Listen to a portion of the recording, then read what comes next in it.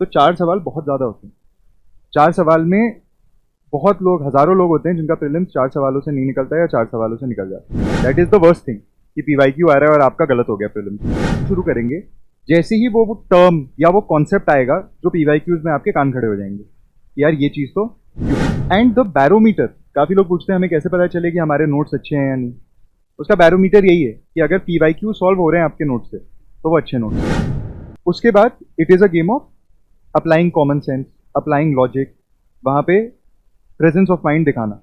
यही है हर साल जो लोग 6 के 6 बार प्रीलिम्स निकालते हैं उन लोग बहुत बार ये ऑब्जर्व किया है लोगों ने कि जो गलत ऑप्शन होता है, फॉर इंस्टेंस इन 2020 वही क्वेश्चन बन के आ जाता है इन 2020 जाएंगे। लेकिन 10 क्वेश्चन अगर आप इन रूल से अटेम्प्ट करेंगे तो आपके 6-7 सही हो। हमेशा जब भी पीवाईक्यूज के आप ऑप्शंस देखें, so prefer breath over death, तो बहुत ज्यादा बताओ, यही आपको एलिमिनेशन में हेल्प करेगा। आइडेंटिफाइंग थीम्स, तो एज आई सेड 80-20 रूल, 20% चीजों से 80% क्वेश्चन आएंगे। आज का जो स्ट्रैटेजी का वो था is one of the most important thing is how to utilise PYQs. So basically UPSC जो है वो साल में एक ही बार एग्जाम कराता है। यूपीएससी ये भी नहीं रिवील करता कि किस बेसिस पे मार्क्स मिल रहे हैं। सो हमें सिर्फ 2 चीजें पता हैं इस एग्जाम के बारे में officially. First is the syllabus, second are the PYQs. Syllabus हमें बताता है द ब्रॉड आउटलाइन कि हमें कौन कौन सी चीजें पढ़नी है। पीवाईक्यूज बताते हैं किस चीज को कितनी डेप्थ में पढ़ना है, किस तरीके से पढ़ना है, किस तरीके के सवाल उससे आते हैं, क्या चीजें ध्यान में रखनी है, क्या चीजें आप इग्नोर कर सकते हैं।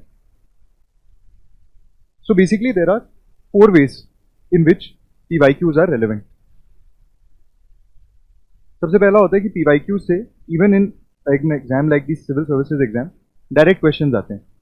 PYQs हर साल 1 या 2 questions out of 100 questions straight away repeat होते हैं पिछले साल से। जैसे फॉर इंस्टेंस इस साल का जो प्रीलिम्स हुआ उसमें एक क्वेश्चन आया था कि the right to privacy is part of article 21। This has also been asked previously, पहले भी पूछा हुआ है। 1-2 साल पहले सवाल आया था कि a limited government which we discussed in the first class, limited government क्या होती है? क्या होती है? A government that is run by a constitution, and constitution is nothing but limits on the government's power. जैसे फंडामेंटल राइट्स में लिखा हुआ है कि आपकी life without procedure establish by law नहीं ली जा सकती। So this is a limitation on the power of the government. यही लिमिटेड गवर्नमेंट है। 2 बार स्ट्रेट अवे सवाल आ गया। नेशनल पार्क्स पे बहुत बार स्ट्रेट अवे, जो नेशनल पार्क पहले पूछा था कौन से स्टेट में, some years later it got repeated. So इसलिए it has a direct value. Even in mains में भी डायरेक्ट सवाल आते हैं। मेंस में there is a topic called left wing extremism. Basically naxalism जो होता है GS3 में, left wing extremism is a syllabus point. Every 3 or 4 years the same question keeps on repeating कि क्या कॉजेज हैं लेफ्ट विंग एक्सट्रीमिज्म के। This is either a full question और a part of a new question. So there is a lot of repetition both in prelims as well as mains. दूसरा, so UPSC में the prelims of course as everybody knows is a multiple choice question. 4 options होते हैं, उनमें से एक सही होता है ABCD में। बहुत बार ये ऑब्जर्व किया है लोगों ने कि जो गलत ऑप्शन होता है फॉर इंस्टेंस इन 2020 वही क्वेश्चन बन के आ जाता है इन 2023। तो फॉर एग्जाम्पल एक बार एक क्वेश्चन आया था कि इनमें से कौन सी बर्ड्स हैं। 3-4 ऑप्शंस दिए हुए थे, उनमें से एक ऑप्शन वाज अ फिश। कुछ सालों बाद वही ऑप्शन को उठा के पूछ दिया कि ये स्पीशीज क्या है, बर्ड्स है, फिश है, एम्फीबियन है, रेप्टाइल। सो डायरेक्टली ऑप्शंस जो गलत होते हैं बहुत बार they get reflected as question. Third, identifying themes. तो एज आई सेड 80-20 रूल, 20% चीजों से 80% क्वेश्चन आएंगे। वो 20% क्वेश्चन हमें कैसे पता चलेंगे कौन से या 20% topics? Of course you analyse the PYQs, you will notice कि जो थीम्स है, जैसे जो भी मैं पढ़ा रहा हूँ, कॉन्स्टिट्यूशन से काफी सवाल आते हैं एवरी ईयर। एनवायरमेंटल लॉज जो हमने पिछली बार डिस्कस किए थे उससे काफी सवाल आते हैं। ऐसे ही आज भी हम डिस्कस करेंगे 3 इकोनॉमी में चीजें, monetary policy, fiscal policy, trade policy. इन तीनों के एप्लीकेशन पे काफी सवाल आते हैं। सो दीज थीम्स आप पीवाईक्यू से ढूंढ सकते हैं। And last is noticing rules या यूपीएससी का कॉमन सेंस डेवलप करना। सो बेसिकली जब आप काफी सारे पीवाईक्यूज देखेंगे यू विल रियलाइज कि there is a set pattern की यूपीएससी मोस्ट केसेस में किस तरीके के आंसर सही होते हैं। फॉर इंस्टेंस जब भी कोई स्टेटमेंट सम से शुरू होता है, जैसे पिछले साल एक क्वेश्चन आया था some fishes are herbivores, some turtles are herbivores and third कुछ और था। तो सम वाले जो क्वेश्चन होते हैं जनरली वो सही होते हैं क्योंकि हर चीज में एक्सेप्शन है। अब आप पक्का तो नहीं कह सकते ना कि दुनिया में जो millions of species of fish हैं उनमें से एक भी हर्बीवोर नहीं होगी। सिमिलरली एक भी टर्टल हर्बीवोर नहीं होगा जितने भी स्पीशीज हैं। तो ऐसे टाइप के कुछ पैटर्न्स, नो वाले स्टेटमेंट्स या नॉट एट ऑल वाले स्टेटमेंट्स जनरली गलत होते हैं। अगर बड़े नंबर्स यूपीएससी ने यूज किए हैं कि the distance between earth and XYZ satellite is 3 lakh something kilometre, generally गलत होते हैं। जनरली गलत होते हैं, छोटे नंबर जनरली सही होते हैं। Generally is the keyword, exceptions आपको हमेशा मिल जाएंगे, लेकिन 10 क्वेश्चन अगर आप इन रूल से अटेम्प्ट करेंगे तो आपके 6-7 सही हो जाते हैं।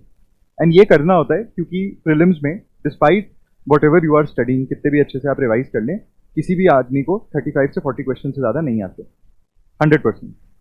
ये आपको फर्स्ट राउंड में जब आप 100% अपने क्वेश्चन मार्क करते हैं 35 से 40 क्वेश्चन होते हैं वो। उसके बाद it is a game of applying common sense, applying logic, वहाँ पे प्रेजेंस ऑफ माइंड दिखाना। यही है हर साल जो लोग 6 के 6 बार प्रीलिम्स निकालते हैं उन लोग से भी आप पूछ लेना, यही होता है। किसी को नहीं आते 40 क्वेश्चन से ज़्यादा।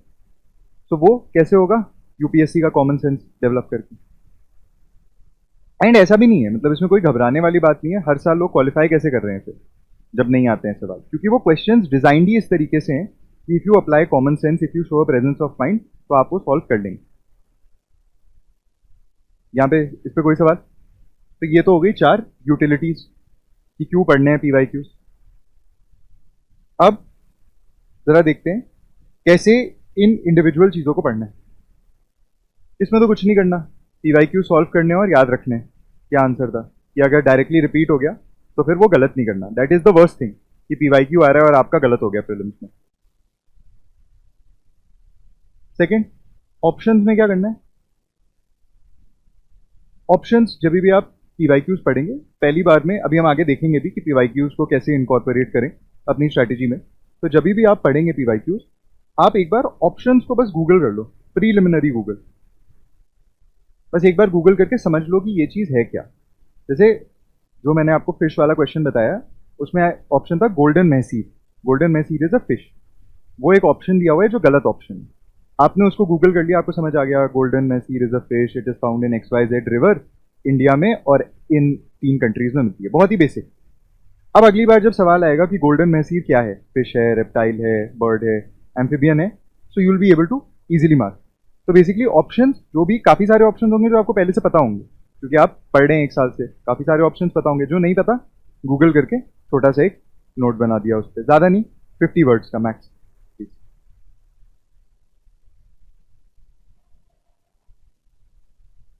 इनमें क्या करना है?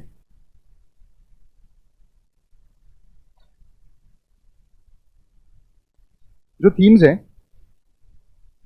इनमें बेसिकली आपको आइडेंटिफाई करने होंगे पहले तो थीम्स। इस क्लास में वैसे तो हम ऑलमोस्ट काफ़ी सारे जितने मेजर सब्जेक्ट्स हैं उनके थीम्स आइडेंटिफाई कर लेंगे। कोई अगर मेंस के जैसे security we are not study क्योंकि ज़्यादा प्रीलिम्स ओरिएंटेड लेक्चर है, सो उसमें आपको थीम्स आइडेंटिफाई कर लेने। पीवाईक्यूज से आइडेंटिफाई का क्या मतलब है? आप कहीं पे भी टॉपिक वाइज आपको दिए होंगे पीवाईक्यूज, आप खोलेंगे, आप देखेंगे यार ये वाला क्वेश्चन तो बहुत रिपीट होता है। आपको देखेंगे खुद ही मेंस में लेफ्ट विंग एक्सट्रीमिज्म काफ़ी ज़्यादा रिपीट होता है। 1-2 तरीके के और क्वेश्चन है जो काफ़ी ज़्यादा रिपीट होते हैं। मनी लॉन्ड्रिंग काफ़ी रिपीट होता है। सो उनको आप आइडेंटिफाई कर लो, उस पर फिर से नोट्स बना लो। जनरली आपके नोट्स में होंगे ही वो जो आपको कंटेंट मिलेगा अकेडमी से, जनरली होंगे। अगर किसी में आपको लगे कि मेरा कंटेंट लैकिंग है और ये चीज़ काफ़ी ज़्यादा पूछी जा सकती है, उसमें फिर थोड़ा सा आपको खुद से गूगल करके, गूगल क्या करना है, वो टॉपिक लिखा, सामने लिखा यूपीएससी, पहली 3-4 लिंक्स आएंगी अलग अलग इंस्टीट्यूट्स की, उनको पढ़ के एक नोट बना दिया। मोर और लेस 60-70% सब में कॉमन होगा, 20-30% अलग होगा, 3-4 पढ़ेंगे, आपका कॉम्प्रिहेंसिव नोट बन जाएगा। ये सबसे थोड़ी एक्सपर्ट लेवल चीज़ है, ये अभी नहीं हो पाएगी। ये आपको क्या करना है कि अभी आप नॉर्मली आगे हम देखेंगे पीवाईक्यूज कैसे इनकॉर्पोरेट करने हैं, वो आप करो, पूरे साल पढ़ो। प्रीलिम्स जब आने वाला होता है उसके जनरली 60-70 डेज पहले, फिर उसके बाद क्योंकि आप सब कुछ पढ़ भी चुके हैं, आपको सारे पीवाईक्यूज के आंसर भी पता है, आप मल्टीपल टाइम्स पीवाईक्यूज को देख भी चुके हैं, तब आपको खुद से ही थोड़े बहुत रूल्स दिखने लगेंगे।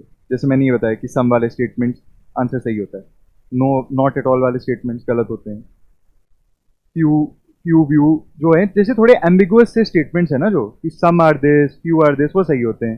This does not happen at all, जो एक्सट्रीम टाइप के स्टेटमेंट्स है वो जनरली गलत होते हैं। नंबर्स, बड़े नंबर्स जनरली गलत होते हैं।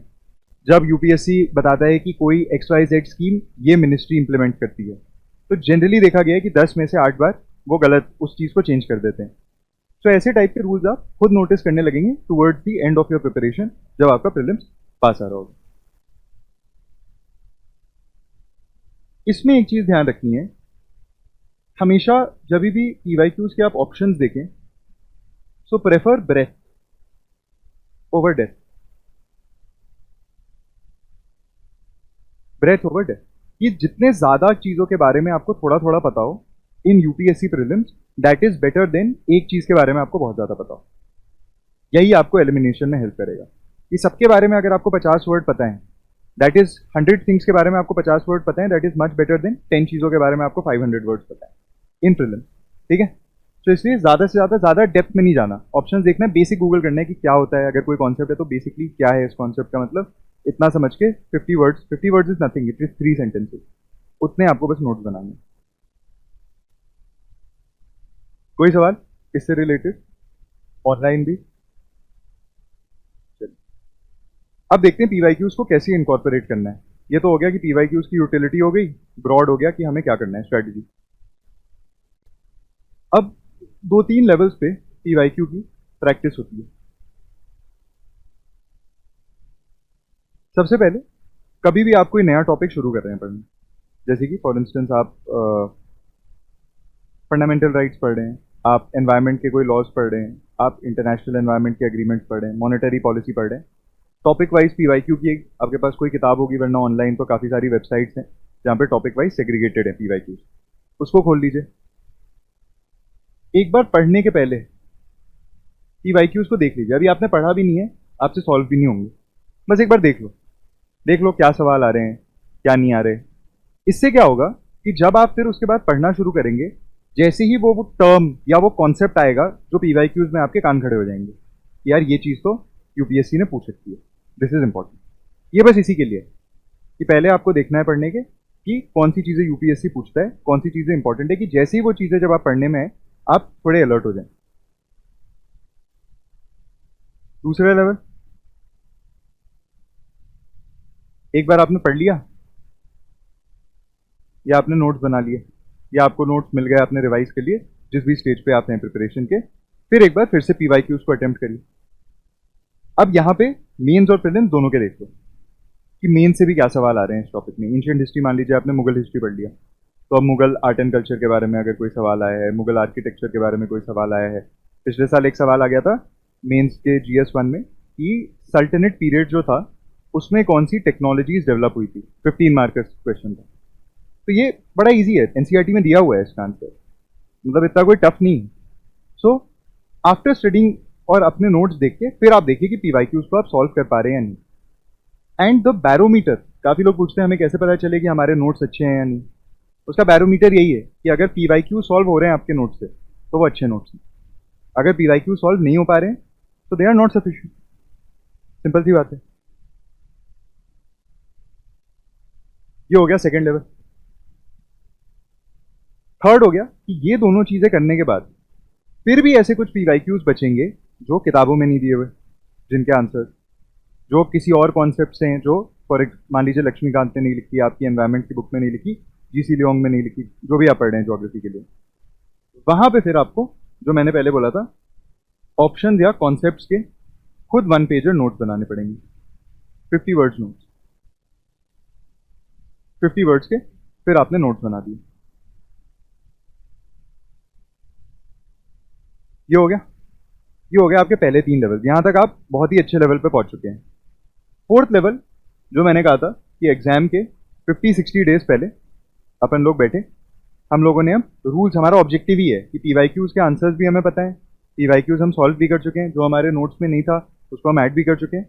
अब यहाँ पे द ओनली ऑब्जेक्टिव है कि कुछ रूल्स ढूंढना, क्योंकि यूपीएससी भी रूल्स पे चलता है। तो जैसे मैंने एक रूल देखा था, बड़े और नैरो रूल्स होंगे ये, कभी भी ये लिखा होता है ना, पिछले काफी साल के पेपर देख लो, कॉन्स्टिट्यूशन डिफाइंस, ये अगर वर्ड है, एक बार पूछा था कॉन्स्टिट्यूशन डिफाइंस बेसिक स्ट्रक्चर, ऐसा कुछ कॉन्स्टिट्यूशन नहीं करता define. Constitution defines judicial review दूसरे साल में आया था, नहीं करता constitution define. Constitution defines contempt, ये भी आया था 2022 में, कॉन्स्टिट्यूशन नहीं करता डिफाइन। सो जनरली हमारा रूल बन गया कि अगर हमें नहीं पता कि अगर कोई चीज़ कॉन्स्टिट्यूशन में है या नहीं, अगर ये स्टेटमेंट लिखी हो तो हम उसको गलत मार्क कर देंगे। इस तरीके के आपके रूल्स बन जाएंगे। Clear? Is it necessary to make notes of options? Time पे डिपेंड करता है, मतलब आप लोगों के पास क्योंकि एक साल है तो इसलिए मैं रेकमेंड कर रहा हूँ कि आप ये कर लो, क्योंकि इससे क्वेश्चन आते हैं काफ़ी सारे, मतलब पीवाईक्यू डायरेक्टली रिपीट 1 से 2 सवाल आएंगे, ऑप्शन से भी 1 से 2 सवाल आएंगे। इनको अगर आप गिन लो तो 4 सवाल बहुत ज़्यादा होते हैं। 4 सवाल में बहुत लोग, हज़ारों लोग होते हैं जिनका प्रीलिम्स 4 सवालों से नहीं निकलता है या 4 सवालों से निकल जाता है। 4 सवाल का मतलब 8 marks. 8 marks is a lot in prelims, बहुत ज़्यादा है। सो इसीलिए मैं रिकमेंड कर रहा हूँ कि कर लो, ठीक है। 8 भी नहीं है, अगर आपने ये चारों गलत कर दिए तो कितना मिलेगा? -0.668 के लिए मिलता है, तो -0.24, तो -0.24 से +8, 10 मार्क्स का डिफरेंस है। 10 marks is a lot. Time मिले तो कर लो, नहीं मिले तो ठीक है, फिर कोई बात नहीं।